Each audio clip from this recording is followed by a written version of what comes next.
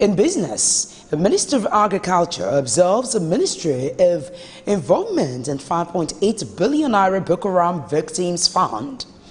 And on the foreign scene, Netherlands, Australia accused Russia of being responsible for the 2014 downing of Malaysian passenger jet. Hello there, and many thanks for joining us on Superscreen's flagship news, broadcasting to you live from Lagos. I am Adenike Owoye Ajiboye. The federal government has declared a Tuesday, May 29 as public holiday to mark the 2018 Democracy Day. The announcement was made in a statement by the Minister of Interior, Lieutenant General Retired Abdurrahman Dambazao, on behalf of the federal government and issued by the ministry's Permanent Secretary, Dr. Umar. Dambazao congratulated Nigerians on the occasion and pledged government's continued dedication to entrenching democracy in the polity. He also urged the Nigerians to trust and support the government in its commitment to building an indivisible, peaceful, and a greater nation based on the tenets of democracy. The House of Representatives has failed to override President Muhammadu Buhari's veto on the Nigerian Peace Corps bill. You'll recall that both chambers of the National Assembly had passed the bill and moved it to the President for assent, which was declined. The House, however, reintroduced the bill seeking to override the President's veto, but majority of members kicked against the bill. 594 presentations, both oral and written, were made at the public hearing. 95% of those who made those presentations said it should be allowed to sail through. 95%. Only 5% of the presentations at that public hearing were against this bill. Those who appeared came from diverse backgrounds, my dear colleagues. Student bodies, non-governmental organizations, ministries, name them, they come from diverse backgrounds, and they came to the conclusion overwhelmingly, because 95% by any stretch of the imagination is overwhelming. And they were of the opinion, my dear colleagues, that this bill, in order to take care of the problems that we have, this bill should be allowed to be passed. While some members of the House supported the bill, others described it as irrelevant, saying it will bring unnecessary expenditure on government. If to say there is money allocated to Nigerian police to recruit 300 Nigerians, that is to say, we will put 300,000 Nigerians. That is to say, the issue of under-policing will be a story of the past. Mr. Speaker, the issue of insecurity is also very paramount and important. What stopped the government to make sufficient allocation for recruitment of those civilian JTF, those who are qualified to become Army, Air Force, Navy, Police, or Civil Defense? Mr. Speaker, even the existing ones, we cannot fund them. Why are we bringing new burden to ourselves? The truth is that passing it today does not amount to anything. We still need, we still need to tax of the votes to be able to override the veto. Those in favor of the motion that the bill be read a second time say aye. Those against it say nay. So the nays have it. The lawmakers finally voted against the second reading, which brings an end to the Peace Corps bill. The All Progressives Congress, APC, has fixed June 23, 2018 as the date for its national convention. But National Publicity Secretary of the party, Bolaji Abdullahi, who disclosed this, said the new party officials elected at the convention will be inaugurated 2 days later, which is on Monday, June 25, 2018. The ruling party had initially planned to hold the National Convention on May 14 as it moved to put its leadership troubles and internal crisis behind. However, on April 27, the party said in a statement containing new dates for its nationwide congresses that a national convention would now hold in June, but it did not specify a date. Senator representing Rivers South East Senatorial District and a governorship aspirant on the platform of the All Progressives Congress APC, Magnus Abe, has insisted that congresses of the party did not hold in the state. The lawmaker said no new executive of the party in the state had been elected, insisting that Davis Ibiamu Nkaya remained the chairman of the party. Abe disclosed this at a brief get-together to mark his 53rd birthday at his liaison office of Freedom House in Port Harcourt.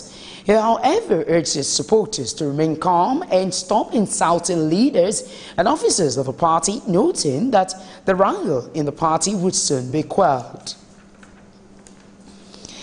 The All Progressives Congress APC has appointed Kebbi State Governor Abubakar Atiku Bagudu to head the 77-man National Campaign Council to ensure victory for its candidate Kayode Fayemi.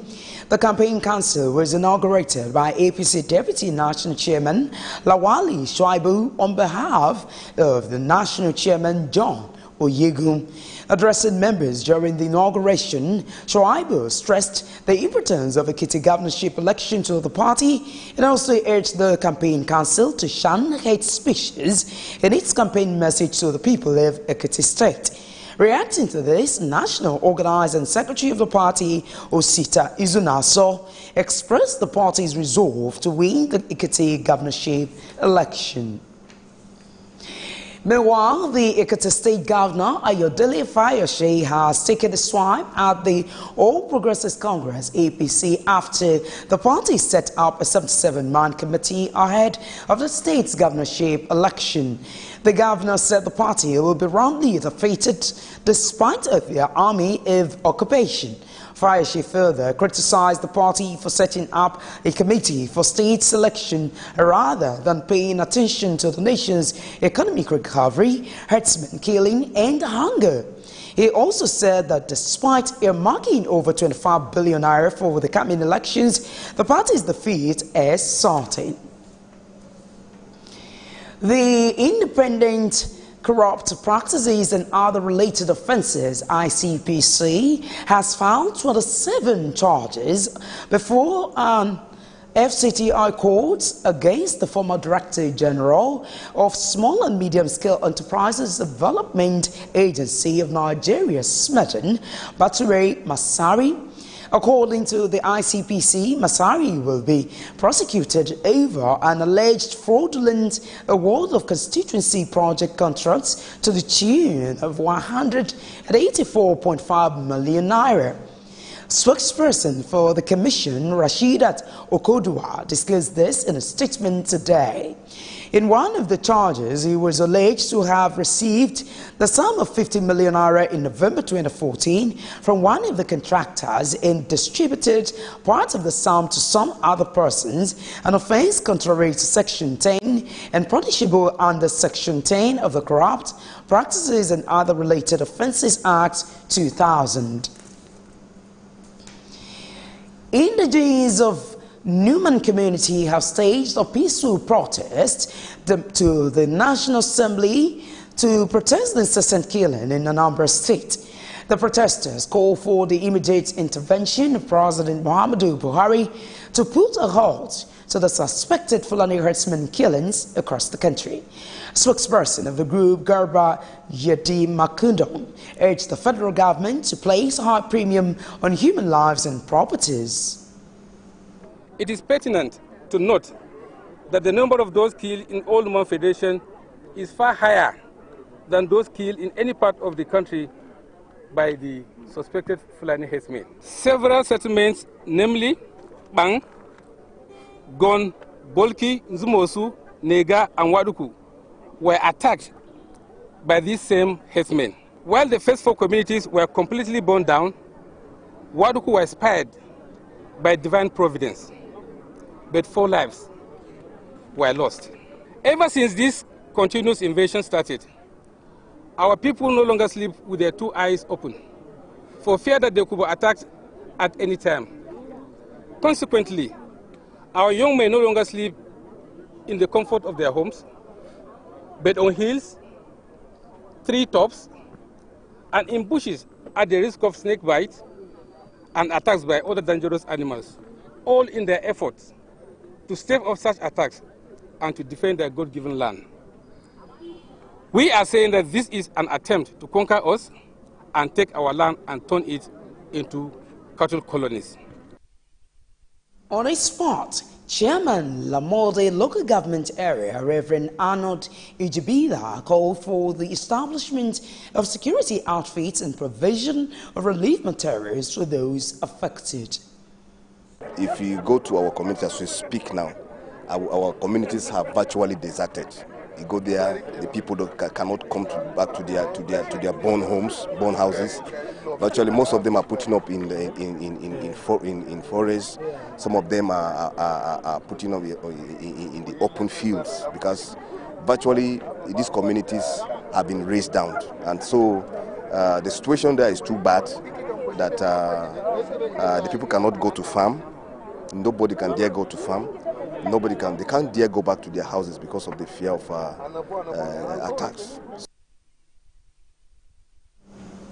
And away from that, as the Children's Day approaches, the Nigerian Senate has urged the federal government to intensify efforts at securing the release of Lee Sharibo and the only Dapchi schoolgirl still in Boko Haram captivity. The lawmakers are also seeking expedited action by government to secure the release of the remaining Chibok schoolgirls also in the custody of the Boko Haram insurgents. These resolutions follow the motion on 2018 Children's Day celebration sponsored by Chairman Senate Committee on Women Affairs, Senator Binta Garba, and 9 others during Thursday's plenary. The Senate recognizes the importance of developing the Nigerian child through the passage of legislation such as the Child Rights Act 2003, which defines a new child protective system and allows opportunities for the participations of children in the matters that concerns their rights and welfare. The Senate notes that the 27th of May each year is observed as Children's Day in Nigeria. The Senate is aware of the significant role of the Nigerian child in the nation's development and the need to lay a good foundation for them. The Senate recognizes the importance of developing the Nigerian child through the passage of legislation such as the Child Rights Act 2003, which defines a new child protective system and allows opportunities for the participations of children in the matters that concerns their rights and welfare. The Child Rights Act provides for the welfare of the Nigerian child. But today, we find that the Nigerian child is still a basic target for all sorts of violence.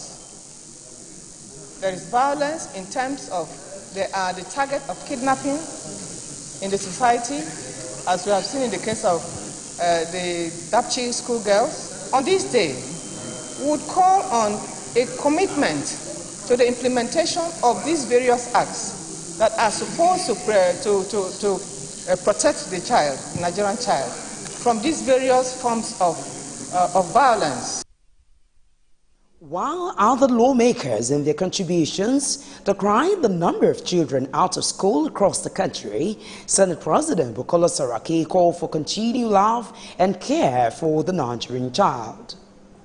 I want to appeal to well-meaning Nigerians to partner with their various governments, federal, state, local governments, and see how we can tighten the security apparatuses in most of the schools, and at the same time provide a conducive environment for our children. I believe that Our children, they deserve more. And we will start from this chamber itself. We have to assign every senator to take maybe a number of rice to an IDP camp and do what is needful. Please let us work to see that Child Rights Act is passed in all our 36 states, because as we say, there's a lot of violence that we're seeing against our children. This is an area that we need to work very hard on. And lastly, as we said, is for us to continue to ensure the security of our country, because they are the most vulnerable in areas of security challenges. Let us live up to our own part of our responsibilities in ensuring that we make our children healthier, we make them we give them the best education so that they have a bright future. The Senate President also called for the laying of a foundation for a bright future for the children. On the Child Rights Act, Saraki queried why some states are yet to pass into law, calling on such states to ensure speedy passage. And our report says that 7,000 candidates have sat for an aptitude test in the ongoing police recruitment exercise. The Joint Admission and Matriculation Board, JAM, which conducted the examination at 156 computer-based centers across the nation, said the police paid it over 100 million naira for its role. The Assistant Inspector General Police Training and Development, Istifanas Shatima, told journalists that the final shortlisting and recruitment will be determined by the number of vacancies and performance of the candidates. According to him, the minimum requirement for recruitment is Senior Secondary School Leaving Certificate, SSCE. The United Nations, through the Nigerian Humanitarian Fund, has released $2 million to sustain response to deadly cholera outbreak in Yobe, in northeast Nigeria. Report says, since the beginning of the outbreak, which was officially declared in 4 local government areas of the state on March 28, 404 cases and 15 deaths have been reported. According to a statement by UN Humanitarian Coordinator Edward Callan, the group and its partners activated an immediate emergency response in the affected communities and support of the State Ministry of Health. You're still watching Superscreen's flagship news. Coming up in business, Minister of Agriculture observes a Ministry of Involvement in a 5.8 billion naira Boko Haram Victims Fund. Dennis for details of these and more after this time out.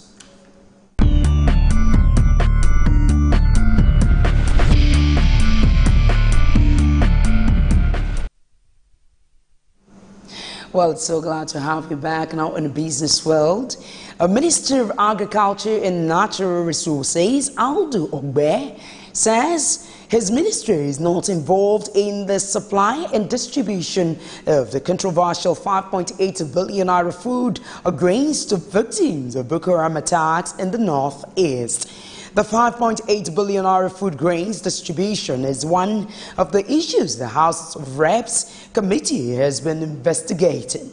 The committee, which is chaired by the member of the All Progressives Congress APC from Gombe State, Ali Issa, is investigating the expenditure of 17.8 billion naira by the National Emergency Management Agency, NEMA, in the last 1 year. The House had ordered the investigation after petitions alleged that the Director General of NEMA, Mustafa Mehajer, awarded contracts to several firms in violation of due process. The DG had on Thursday stayed away from the hearing at the National Assembly for the 3rd consecutive time, forcing the panel to threaten his arrest if he fails to turn up on May 31. Meanwhile, Ogbe, who was represented by the ministry's Director of Food and Strategy, S.A. Harino, told the committee that his ministry was neither briefed nor involved in the program. The Nigeria Deposit Insurance Corporation (NDIC) says another bank failure is imminent in the country as a result of weak corporate governance culture and weak internal control. Managing Director NDIC Umar Ibrahim discussed this at the FITC Thought Leadership Discussion Series in Lagos, where he was represented by the corporation's Executive Director Operations Agatise Erejowa. Ibrahim said the banks usually have a cycle of between 7 to 10 years, so if the country have not had a bank failure in 15 years, then they are bound to happen soon. He, however, said there is a lot to be done by the regulators to avert such occurrences. Still ahead on the news. Netherlands, Australia accuse Russia of being responsible for the 2014 downing of Malaysian passenger jet. Details of this and more after this timeout.